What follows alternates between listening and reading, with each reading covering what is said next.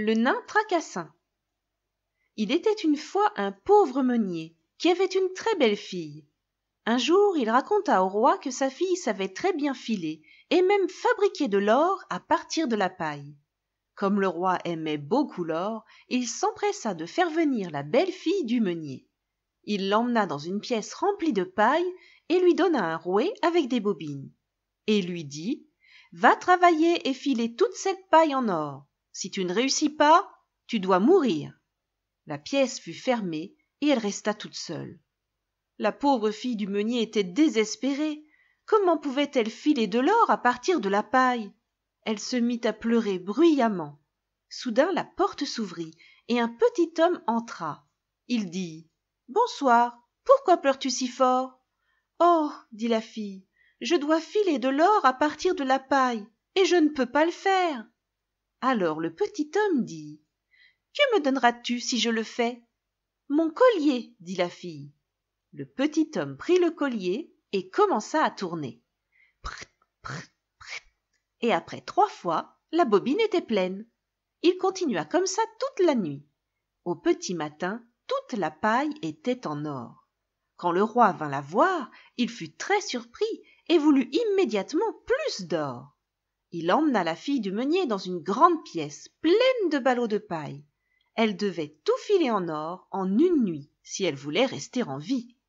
La fille pleurait bruyamment. Le petit homme apparut à nouveau.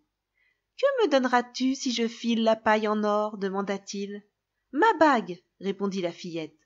Le petit homme travailla toute la nuit et le lendemain, toute la paille était devenue de l'or. Mais le roi n'était pas satisfait et en voulait plus. Il emmena à nouveau la jeune fille dans une pièce encore plus grande, pleine de paille, et elle dut à nouveau tout filer en or en une nuit. Si elle réussissait, il l'épouserait.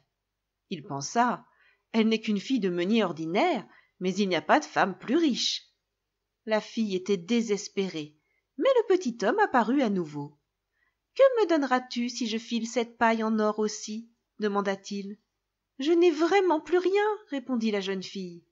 Elle dut donc promettre que lorsqu'elle deviendrait reine, elle lui donnerait son premier enfant. La jeune fille se dit « Je verrai ça », et elle promit. Alors le petit homme fila à nouveau toute la paille en or. Le matin, le roi arriva, et il était très heureux. Il épousa la fille du meunier, et elle devint ainsi une véritable reine. Au bout d'1 an, ils eurent un beau bébé. La reine avait oublié le petit homme. Mais à sa grande horreur, il entra soudainement dans sa chambre et dit « Donne-moi le bébé maintenant, tu as promis !» La reine lui offrit tous ses trésors si seulement elle pouvait garder son bébé. Mais le petit homme voulait l'enfant. La reine pleura si fort que le petit homme eut pitié. Il lui dit « Si tu devines mon nom d'ici 3 jours, tu pourras garder ton enfant. » La reine réfléchit profondément toute la nuit et envoya même un messager à travers le pays pour recueillir des noms. Quand le petit homme revint, elle dit « Albert, Gérard, Christian et bien d'autres noms encore. » Mais à chaque nom, le petit homme s'écriait « Ce n'est pas mon nom !» Le 2e jour, elle alla à nouveau demander autour d'elle. Quand le petit homme arriva, elle mentionna des noms très spéciaux comme Skinny Ribs, Sheepshanks et Pegleg. Mais encore une fois, les noms étaient faux. Le 3e jour, le messager revint et dit « Je n'ai pas de nouveau nom, mais en arrivant à un endroit de la forêt où les renards et les lièvres se souhaitent bonne nuit, j'ai vu une petite maison.